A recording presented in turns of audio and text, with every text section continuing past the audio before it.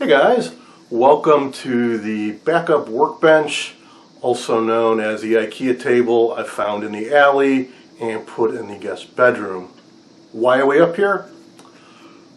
Because I want to work on something and it gives me an opportunity to do a video I've been wanting to do for a long time, and because the basement project is going extremely slowly because for the last couple weeks the temperatures have been in the upper 80s to lower 90s with humidity to match, making for very unpleasant work conditions, and I'm tired of sweating and being uncomfortable. So we're going to be up here in the AC and we're going to work on a nice, relaxing, simple project, I hope.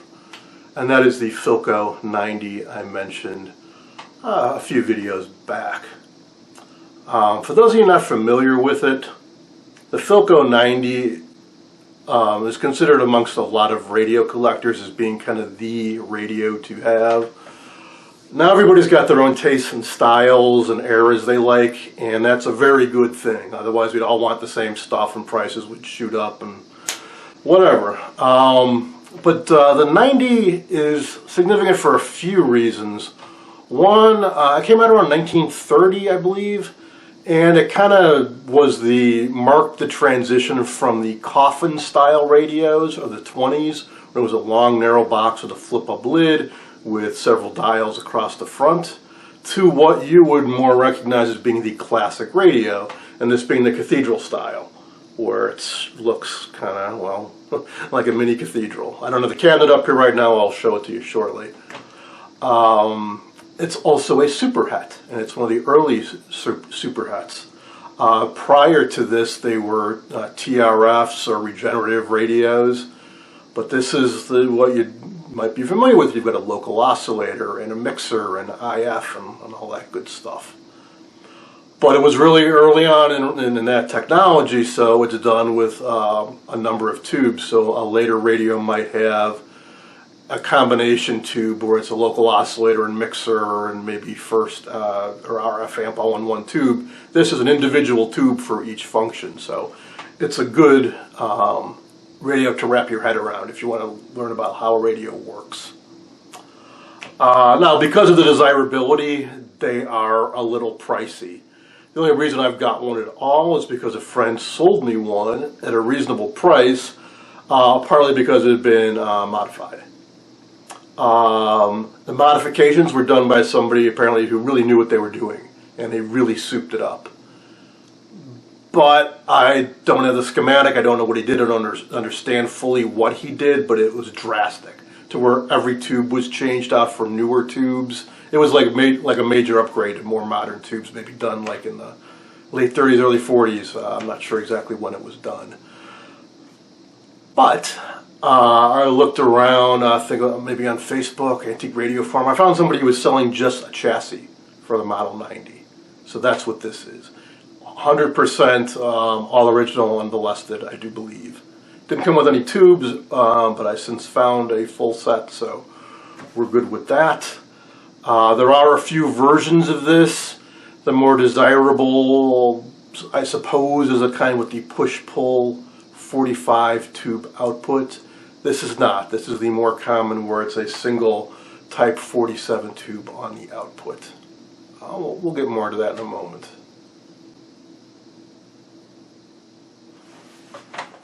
Here's the cabinet. Now, even if you don't know anything about Philco or a Model 90, you probably recognize this because it's the stereotypical antique radio.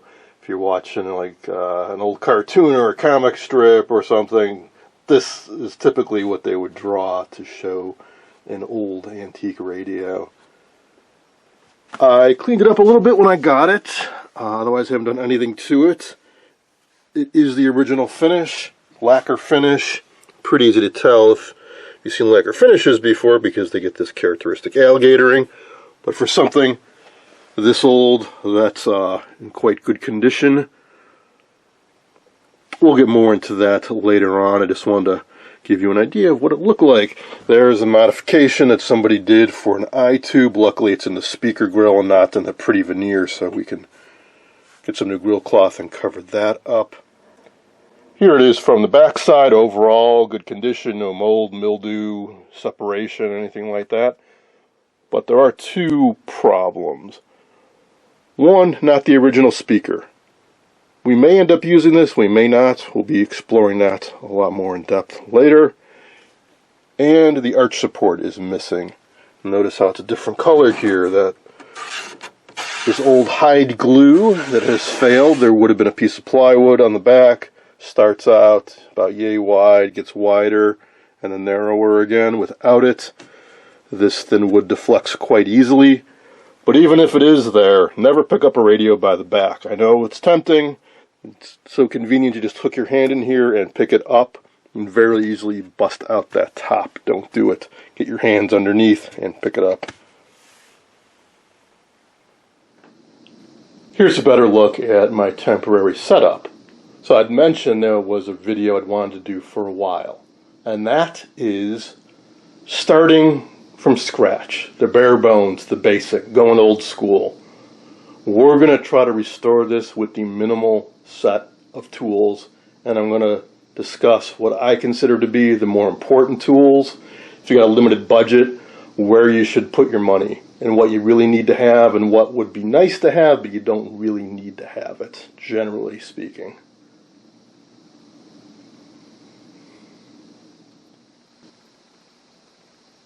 Let's start at the very beginning. You need something to fix, something to work on, something to restore. In this case, it's a radio from 1930 that's somewhat valuable, somewhat hard to find. If you're just starting out, I don't recommend you start on this radio. Even if you are given one or inherit one, I suggest you go with an easier radio to work on. If you want to stick with the classic era of radios, the 1930s, maybe go with the Filco Model 60. Came out a few years after this, I think 1935. They made it for several years, several revisions. Very solid design. It used newer tubes where they might combine 2 or 3 functions into one tube. So smaller tube count, smaller component count, more compact chassis. They made a lot of them. Less expensive, more common, more readily available. Parts are more commonly available. And plenty of other people have restored them, including myself. So there are plenty of videos, online restoration, articles, and so on. You get plenty of help if you want to work on a Model 60. And I'm partial to Philco, and Philco in the 30s I think was the biggest radio manufacturer, but of course there's Zenith and RCA and 100 other brands. Now if you really want to go for something simple, you may have heard of an All-American 5. Those came out in the 50s, maybe late 40s into the 60s or 70s, in other words, to the end of radio. Here's an example of one. This is a Crosley, I believe. So notice it's a lot smaller. Look at the difference in size in the tuning capacitor, for example. They call them All-American 5s because you may notice there's no power transformer. They used 5 tubes, and they were powered directly off the AC line. We'll talk about that more later. That presents some challenges, but generally speaking, they're far easier to work on and very inexpensive. They made millions of them. Now, unfortunately, regardless of what you want to work on, what hobbyists often end up working on is whatever they can get. So where do you get these radios? I got a lot of mine, at least when I started out, off of Craigslist. A few off of eBay. eBay is a mixed bag. It's the easiest place to go because you just jump on your computer and just search through hundreds and hundreds of radios that are for sale. But you can't see it, you can't touch it, so you got to trust that it is what they say it is.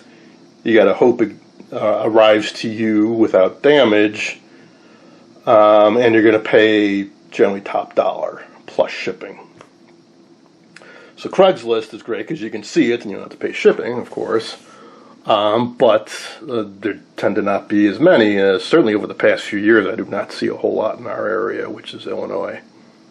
But the big plus we have in Illinois and generally the Midwest and East Coast, and I presume in other areas of the country, is we have antique radio clubs, which are the best place, best resource if you want to get into this hobby. Not only will the members help you out generally, they're a very good bunch, eager to help out each other with their projects, help them find parts, give them advice, borrow test equipment, and so on. But most collectors have extra stuff, extra parts, extra chassis, duplicate radios, or they just want to thin out their collection. So, for example, the Antique Radio Club of Illinois, called also known as ARCI, A-R-C-I, in addition to having several swap fests throughout the year, also sends out regular emails with radios for sale or for trade or whatnot, and the prices are as reasonable as you're going to find. All right, let's assume you found a radio to work on. Next thing you want to do is find service info, which is readily available for most radios, especially the major brands. Like, there is service info readily available for free for every Filco radio made. And pretty sure the same goes for RCA and Zenith and Frosley and the other major brands. And getting to really funky stuff from there, like the early 20s, maybe not so much. So where do you get it? Well, there's a website called Nostalgia Air, and there are a number of others where they have scanned all the service info. That's where this came from. There was a company called Riders, R-I-D-E-R-S, I do believe, that put out compilations. But I believe they put out one volume each year that included all the common models for that year, and they had the service info. Now, it's generally not the best, might just be a schematic, or it's a reprint that's not the highest quality. So if you can, get the real deal. I think I got this off of eBay. It was a 3-ring binder that somebody had put together over the years of a lot of Filco radios from the 30s. Or from 28 to 37. It doesn't have everything, but I believe it does have the Model 90 in here. Model 70, which is similar to the 90, a little less complicated and less expensive. I may have already taken it out. I have to look around. No, here it is. Here it is. Here's the Model 90. So I do have it, 90 and 90A. Now this is the type with the push-pull 45s, which is not what I have. So you need to be careful. You need to find the service info for exactly your revision, your version, your run. It's like often made production run changes. So this is the one I have with the 2047 output. I would still want to double check it though, because there may be more than one version with the Type 47 output too. And you know, this is the original from Philco, and the quality on that is not the greatest either. So there was a gentleman, I think his name is Chuck, who, geez, you know, it's been a few years, I don't know if he's still around, but if he is, he took these and he went over and replaced anything that was blurred. He with really high quality drafting, or maybe he did it with a computer, I don't know, but he made it more readable. And he would sell you an enlarged schematic and parts list and all that stuff, which is really nice to have. But if this is all you got, this is actually about as good as it gets. As you get not only the schematic, but a parts locator, which is a diagram of the bottom with a number pointing to each part, and then the corresponding parts list. This is gold. If you can get this that matches your device, you're all set. Oftentimes, this is what you're going to get. And sometimes there isn't a value on all the parts. And actually, now that I look at it, so this is one this is the touched up version. Interesting. So notice on this, they don't have parts values for a lot of the stuff. on here it does, and they're done in a modern font. So this is the enhanced version that I'm holding. I must have gotten this off online somewhere. Honestly, I got this radio a while ago, and I've been anxious to work on it for a while, so I don't remember printing this out. I just know that I did at some point in the past. But it's interesting. So what you can get online is actually superior to the original print from the manufacturer. And again, that's the advantage of working on a well-known, well-recognized, popular model. You'll have a much, much easier time locating service information and restoration tips and spare parts. And maybe reproduction parts, like if this dial scale is broken or the knobs are missing. Alright, moving on. So once you've located your service info, say you've got an original copy, I suggest you make photocopies. So you don't damage or dirty up the original, and also you can draw on this with like a highlighter and mark off stuff that you've checked, stuff that you've replaced, stuff that you've traced out the wiring on. Also, if you don't have a printer handy, get yourself a cheap tablet like this is an Amazon Fire I got during their annual sale. And you can pull up a schematic on this and enlarge, zoom in and out. Really nice thing to have, and you can search the web and find photos of other chassis that are, and try to match them up to yours and stuff like that. Having a laptop in the work area, unless it's a really beat up one you don't care about, I would suggest you don't, because you don't want a stray solder blob or something to land on it and ruin it, or even just knock it off the workbench. So go with a cheap tablet, or is my recommendation. Now let's get into the fun stuff, actually looking at the radio and talking about tools and techniques you can use to work on it. Now I mentioned about the value of having service info with a parts locator. If you're not familiar with a radio or antique electronics or any electronics, first time you look underneath a chassis you may be a bit at a loss. You might not even recognize some of these parts because this is old school stuff. Parts didn't quite look the same. You might not know what that is, for example, or what all these are. Well, the parts locator, it's a drawing of the bottom of the chassis with a call out to each part telling you what it is. For newer radios, you might get the Sam's Photo Fact. What Sam's did, so riders typically reprinted the manufacturer's service info. What Sam's would do, they would buy the device and reverse engineer it. So they'd buy this radio, pull out the chassis, they would take a photo of the bottom in grayscale and identify all the parts for you. They're both great aids to have if you can get them. If you can't, if all you've got is a schematic, you're going to have to learn how to read it and interpret it and find the parts in here and trace out the wiring and figure out what everything is. So the first thing you want to do is look at it. Ideally before you buy it, so you can see if there's stuff missing. Like I mentioned, the other one I have was modified extensively. You look underneath that one, it looks nothing like this. This is what I meant about it being all original. I know, I've looked at enough of these, that this, I'm pretty sure, is 100% original. Some of the stuff may look goofy with 3 parts with the leads twisted in midair like this. That's how they made it. And these are all old school parts. I don't see any sign of anything even remotely modern, not even something from the 40s, including the blown out filter capacitor goo down there. Okay, so what would I do from here? What would I suggest you do at this point? Well, I mentioned this radio came without tubes. So one thing you want to do is track down a set of tubes and generally track down all the parts that you think you're going to need. And I can tell you the older it is, the more stuff you're going to need to replace, generally speaking. Weird thing is, there's a point, if you go a little bit older than this, where the filter capacitors were made out of tar and paper and metal sheets.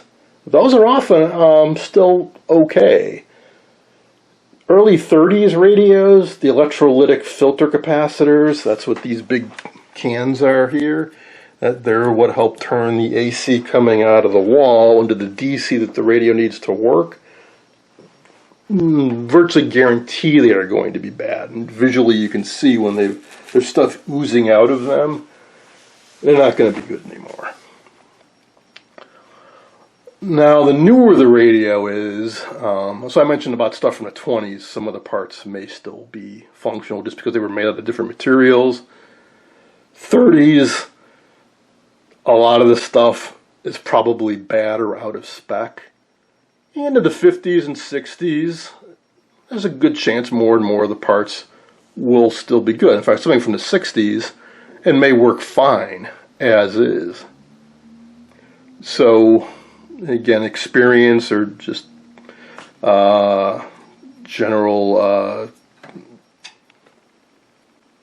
let's take a quick peek underneath the chassis before we move on. I'd mentioned about how that Philco service info is nice because it has a diagram showing the bottom of the chassis and identifying all the components. Even if you're familiar with electronics, something this old may not look that familiar to you, like you might not know what this box is, or that box, or what these things are. Now the Philco has it. Other brands don't, but there's another company called Sam's PhotoFact that published service info. I don't think they started until after World War II, though. Now, what Sam's did is they would just buy everything and reverse engineer it. So they would have bought this radio, pulled out the chassis, they'd take a photo of the bottom of every chassis, make a nice grayscale version of it, and then add in callouts for all the components, and then give you a parts list identifying them. Yes, they do occasionally make mistakes, but generally speaking, it's a pretty handy resource to have if you can get it. If not, if all you've got is a schematic, you're going to have to learn how to read it and translate it and trace out the wiring and figure out what all of these parts are. Alright, let's get to the meat of this installment, which is what, in my opinion, are the best tools to have. Let's start out with a multimeter. You've got to have a meter of some sort. Back in the day, they had VOMs, like a Simpson 260, I think, is the most common model ever made. You could certainly use that. And often the service info will refer to the VOM and say these readings were taken with such and such a meter. Few things. One, they're kind of expensive and hard to find, like in really good condition. Two, they have some issues. They can't do everything. I mean, there's a reason why they switched to newer type meters. For one, they are not high impedance, meaning it takes power from the device, like when you measure voltage, to deflect the meter. It loads down the circuit. These are very high impedance. They put a very minimal load on the circuit, so when you're probing it around, you don't disturb the active circuitry. Two, they're just handy because they're auto-ranging, they're tough, they can do more stuff. Now, you may have seen a number of us guys that have vintage electronics restoration channels use this very meter. So why? A few reasons. One, it's a Fluke. Fluke is a well-respected, well-regarded test equipment manufacturer. Made good, tough, rugged stuff. And you can believe their specs. When they say that this can do 1,000 volts, 10 amps, it can. Now, this particular model, I believe, was a military version, and it's now surplus. So a lot of these have shown up on eBay inexpensively. They tend to come in batches because somebody will get a pallet at some government auction, and they throw them all up on eBay. That's why I have a number of them. Initially, I just got one because I wanted to see what all the hype was about. Once I realized, yeah, it's a good thing to have, I got a couple more as spares. Now, they're not super fancy like a new modern meter. They're not backlit. There's no color. They don't have no Wi-Fi or anything like that. But it's very good at what it does. What can it do? It can measure voltage, current, AC and DC, and resistance. And a few other things. It has a diode continuity check. I can do a hold reference kind of thing, or a min-max, which I never really use, but it can do them. Because it's a military version, it's tough, it's ruggedized, it's somewhat waterproof. I have used this a lot. This is still the original one I got 10 years ago, maybe not quite that long, but over 5 years ago, and I've used it hundreds and hundreds and hundreds of hours, and it works fine. I've never had to calibrate any of them, they just work. I do recommend when you're hunting around, you get one that's got the original probes, or get some real fluke probes if you can. These are not. Mine were wearing out. 2 of the meters I bought didn't come with probes, so I figured I'll get some cheapo probes. They work okay. A few issues. One, this meter is rated for 1,000 volts and 10 amps, and I trust that the fluke leads can do that. I do not trust that these leads can handle 1,000 volts without shocking me, or carry 10 amps. In other words, they're not up to spec. Yeah, okay, it says 10 amp on the side. I don't know. Considering I paid about $10 for these, and the real meter leads cost considerably more, I'm not so sure. Now, another difference would be the insulation, just the feel of it. The real deal, real meters have a nice, very flexible, I don't know if it's silicone or natural rubber or whatever. They just feel good. They feel quality. These, not so much. But depending on what you're working on, if you don't want to wear out your expensive probes, I'm not saying these don't work. I mean, I'm using them, obviously, so just something to keep in mind.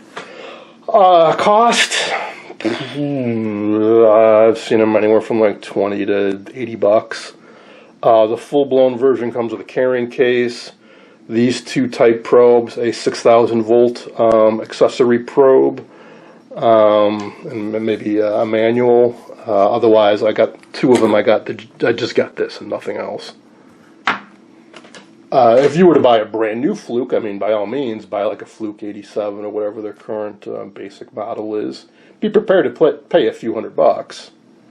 But it is the #1 most useful thing in your toolkit, other than your head, your brain. You're going to need one.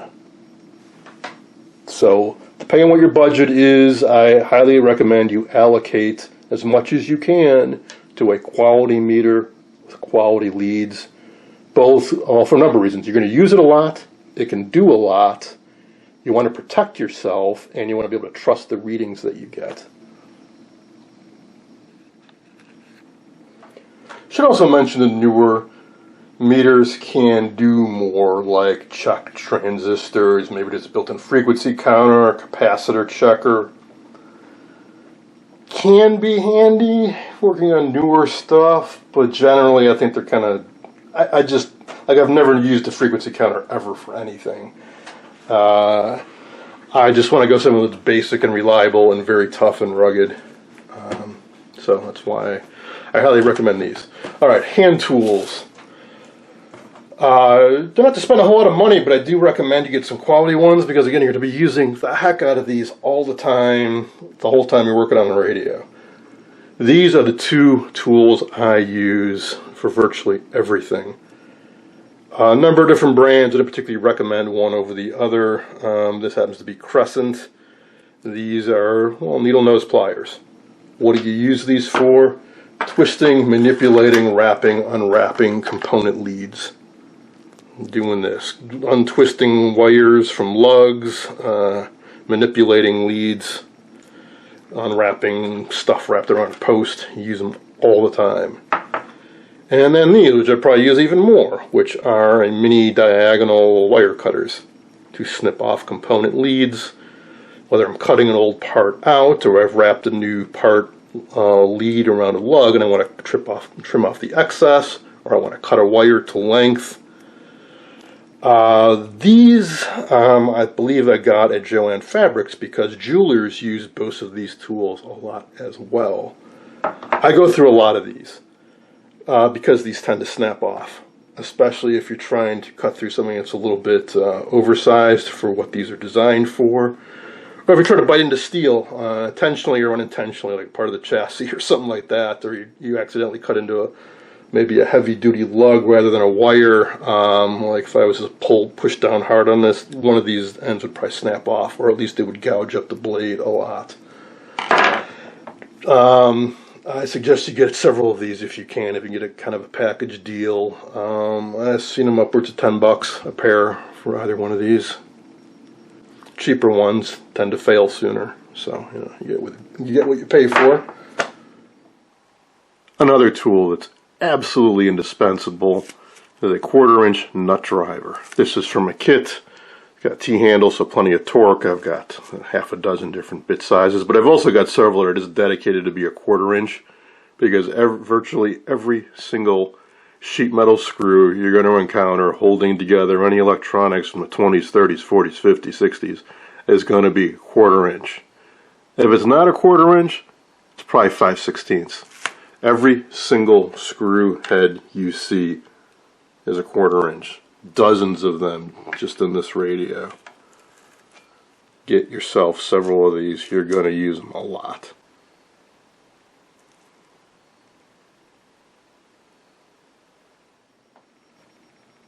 Now that'll take care of a lot of stuff there. So we got basically every tool you will need to take something out and put something in, and to test an awful lot of stuff. And we need to solder it. Now some of you guys I see use soldering guns. Hey, more power to you. If you can handle removing something, putting something in with a solder gun, you're better than me, because I always end up bumping into something and melting some insulation or charring something I didn't intend to. So I use one of these guys. Now this is a newer one I got, just because it was on sale. The one you've seen me use in every single video I've ever done from the very beginning, I still use. I don't think they make it anymore. This is the current version of it. Weller, I don't particularly promote them. Philco also makes good soldering irons. This is a model WE1010. I believe Dave Thomas did a shootout between Philco and Weller, and it was kind of a tie. I think part of it came down to just the the soldering iron holder. So what's the big deal? What do these do? Why is there a box with a display and a control on it? Well, unlike your typical basic pencil soldering iron, which may be rated for, say, like 35 watts, and it has no controls, you just plug it in and away you go. These are different. On these, you dial in a temperature, and this thing has a temperature sensor and current feedback, and it will keep, or try to keep, the tip at that temperature. So just sitting in there, it'll heat up and it'll just sit there. When I put this against a hunk of metal, the metal's going to heat up, and this box will realize, hey, I'm trying to heat up a big hunk of metal. It'll pump more current into this to try to keep that temperature up. So when you're soldering a large joint with a small, like 15-watt pencil soldering iron, you're going to have a lot of trouble because it's not going to melt. It'll start to melt, and then it'll get gummy, and then it'll just kind of harden up, and you'll have to keep fighting with it. These, you'll have a much, much, much easier time. It basically just always works. The tips are replaceable. You can get a whole bunch of different types of conical and spade bits and all sorts of things. Yeah, it costs money. Out of all this stuff, it's the single most expensive item. However, if you're going to do anything beyond just working on maybe one radio, I highly recommend you invest the money in one of these. What do they cost? Honestly, I don't remember. I think I paid like $140 or something for this model. So yeah, it'll probably be as much money as everything else put together that I've shown you so far, and maybe more. Well, like I said, the one I've used for like 15 years, thousands and thousands and thousands of hours, and it works just like the day I bought it. So yeah, I highly recommend investing in a temperature-controlled soldering iron. Not this particular model necessarily. This is kind of just their mainstream basic model. There's other brands, other models that all work very well, but just the concept of a temperature-controlled iron. Now, as far as desoldering goes, some of you recommended me getting a vacuum pump type one. If I was doing a ton of circuit board work, maybe. I generally just don't see the need. When I'm working on a radio like this with solder lugs, I generally just heat up the joint and then take one of these tools and clip off or unwrap the old component lead. I don't even bother taking off the old solder, really. That's just not necessary in most cases. If I did want to, a few options. One is a solder sucker. Around here somewhere, I'll show you in a moment. And then desoldering whip. Oh, yeah, here's the solder sucker. So one of these guys. So you manually cock it. There's a spring inside, a button on the side, a Teflon tip. Heat up the joint, put this up to it, push the button, draws the solder into the body of this. Periodically, you open this up and dump out the bits of solder. Works pretty well. For smaller stuff or stubborn stuff, I use desoldering braid, which I know a lot of you hate. You've had trouble with it. I've got a couple ideas why, or one main idea why. You shouldn't expose this to air for any length of time. That's why they put them in this type of container, so you can put it back under there and it closes up. When you get a multi-pack, sometimes they come in a metal can with a plastic cap on it. Put this back in there, close it back up, or put it in a Ziploc bag. Also, if it does dry out, or even if it isn't, just to make it work even better, you can apply some liquid flux to it, and then it really helps draw it in. This is copper braid, and it's got flux impregnated in it. When it's exposed to air, it degrades. It doesn't work as well. Just bare copper on its own does not draw the solder in very well. The flux makes a dramatic difference with how effective this stuff is. I've had very good luck with it. I buy it in bulk. I use it all the time.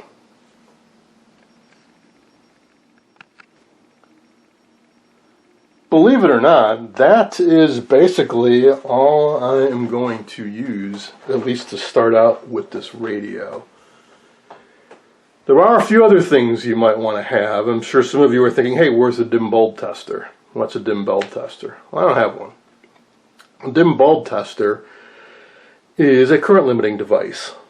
If I was to just plug this radio with this ratty old power cord and falling apart plug into the wall outlet, if there's a short somewhere in this radio, it's either going to rely on the house circuit breaker to trip or something in the radio to burn up. There's no fuse in this radio. A dim bulb tester takes one side of this and puts a light bulb in series with it before it goes to the outlet. So it's a box that's got a plug on it, the socket. You plug this into it, and that box plugs into the wall, and there's a light bulb in it. And you can put a 60 watt, a 75 watt, a 150 watt bulb, depending on how much current you want to limit. If the light bulb lights up brightly, it means you've got a short, or at least a partial short, in your device, and the light bulb is drawing the current away to save your device from burning up. Now, why don't I have one? Because I've got a commercial version of it. I've got a Suncor PR57. It's still downstairs. I will bring it up. So it's one of those things it's nice to have if you can get one. Otherwise, build one. Back in the day, I built just a really crude dim bulb tester. I just went to the hardware store. I bought a wall outlet socket. I got a breakout metal box. I got one of those plastic bases you screw a light bulb into with pull chain on it, and just took a piece of wood and just nailed everything down to it, and I used that. It's all, bare bones, that's all you need. I just don't happen to have one. There's plenty of other examples out there. If you Google YouTube or the internet, hundreds of people, thousands of people have made them. You can add extra bling, you can put an ammeter in it, you can put a voltmeter in it. The PR57 has a built-in voltmeter, ammeter, and circuit breaker. It's a commercial dim bulb tester. Essentially, it doesn't have a light bulb, it's got electronics inside to limit the current.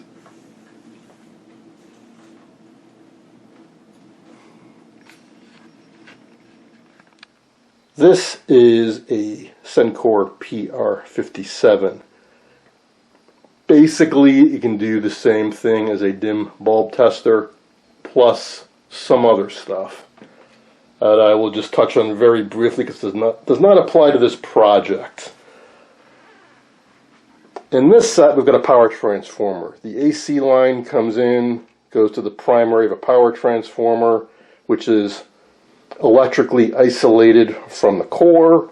It's got a secondary winding electrically isolated from the core. All the power going into this radio from the AC line is magnetically coupled. Some radios, like this All-American 5, don't have a power transformer. One side of the AC line in this particular radio goes right to this metal chassis. The original power cord was not polarized. Depending on which way you plugged it into the outlet, the chassis could very well be going to the hot side on the outlet. You have this on your workbench, you're working on it, your foot brushes against something that's grounded, you touch this, you get zapped, possibly fatally. Or you hook up test equipment like an oscilloscope and you clip the ground lead to the chassis and sparks will ensue and something's going to fry or pop. This can take care of that also, because in addition to current limiting and having a meter that shows voltage and current, it's also an isolation transformer. It's also a variac. What does all that mean? It means it's got an isolated output, meaning there's a power transformer inside of this. But it's a variable power transformer. Just a straight isolation transformer, typically the output's the same as the input. If you put 120 volts AC in, you get 120 volts AC out. With this, you can vary it. Basically from 0 down to about 130. Because something I've also glossed over is that vintage radios typically run on, or were designed to run on 117, 115, or even 110. Nowadays we have more like 125 or more at the outlet. You're stressing the components a bit if you just plug these into the wall. Also, if you're going to be measuring voltages and you want to compare it to the service info, it should be at whatever they specify, typically 117. That's the red mark on this dial. So you can turn this knob and you can set the output AC voltage at this outlet to be 117. So, in summary, when you plug your radio into this, it's isolated from the outlet electrically. You can vary the voltage at this outlet. You can monitor the current and the voltage at that outlet, and if it's drawing too much current, the circuit breaker trips. And there's also a fuse in here if the circuit breaker, for some reason, doesn't trip. So your radio and this device are all protected if it draws too much current, like something shorts out. Little expensive, so if you're just starting out, you got something with a power transformer, you don't need the isolation function, build yourself a dim bulb tester. The light bulb will reduce the line voltage to some extent, so you can get your 117 or thereabouts by playing around with different light bulbs. So you can, handle that function as well. You don't have to get one of these. Now finally, once we're at the point where we've identified bad components, replaced them, we've put all the tubes in there, and we want to try actually using the radio, a few things can be handy. One, a generator, an RF generator that's modulated, so we can feed signals into the radio. We might want an audio frequency generator too. I can't recall if this does audio frequencies or not. I don't think it does. But audio frequency for testing the audio amp and speaker, radio frequency for testing the RF front end and the IF circuitry. In other words, you can feed signals into it. But without it, you can still work on a radio. You just try to receive something over the air, of course. Also can be handy to have just some extra speakers lying around in case you don't want to get the rare, expensive, irreplaceable speaker up on your workbench where you might tear the cone, or maybe the original speaker is damaged already. Get yourself some little test speakers. Now this radio has a field coil speaker, so it couldn't use either of these without some modifications. We'll get to that later. But that's basically it. Hopefully you'll never need to use duct tape. A few other things we get to later, like grease for lubing up, like the tuning cap. A heat gun if you need to melt some old tar blocks or something like that. Novus, the go-to for polishing up like knobs and plastic parts and so on. But that's all after we get the radio working. We'll worry about that kind of stuff. And you may be also thinking, one final thing. Tube tester. Yeah, testing tubes. Unfortunately, as this hobby has gotten popular, not necessarily anti-radios per se, but just tube electronics in general, especially with vintage audio enthusiasts, tube testers have gotten really expensive and hard to find, especially the higher quality ones. So if you're starting out or you don't plan on it being a huge part of your life, I don't recommend you run out and drop hundreds of dollars on a tube tester, which is what a good one is going to cost you. So what can you do? Well, just buy new tubes from a reputable seller. Or swap them out. Like this radio uses, I think, 4 Type 24s and maybe 4 Type 27s. I can swap them around. And plus I got some spares from other radios. So if you got some known good spares, maybe you got another radio that's working and you can swap tubes from that. That's basically what you do if you don't have a tube tester, you swap tubes. When you can, I mean, there's some very basic tests too. Like you can check the filament with your multimeter. You can put this on the resistance mode and see if you have continuity in the filament. There are some really cheap, cheesy testers that will light up the filament and maybe do some very crude shorts and emission tests. However, the tubes in a radio this old, those quick and dirty testers, they don't do tubes this old. And the tube testers that were made in this era, I don't recommend you get either because they're crude, they're finicky. You're gonna need to restore the tube tester before you can test the tubes to restore your radio. If you get a tube tester from the 30s, for example. So I recommend that unless you really want to get involved in stuff, or you got the money and you want to buy like drop $500 on a restored tube tester from a reputable seller, just buy some good tubes and swap tubes. So there's our basic toolkit. Let's review. No, you don't need a puppy. A good multimeter. Recommend the Fluke 27 if you can get one. Otherwise, try to get something name brand that you can trust. And some decent probes. Needle nose pliers. Little mini diagonal wire nippers. 1/4-inch nut driver. Desoldering braid and or desoldering pump. Quality soldering station. And I don't know if I mentioned this, but you're going to need some solder too. I always use 44 rosin core 6040 tin lead solder. Traditional stuff, been used for forever. And ideally, you've got yourself a schematic. Let's get to it. Well, I just did a heck of a lot of talking without doing any actual work. I'm going to pick up in the next segment with work. We're going to do some basic checkouts on this. We're going to do a basic power up. We're going to do some basic component checking using just this bare minimum of stuff I've got up here.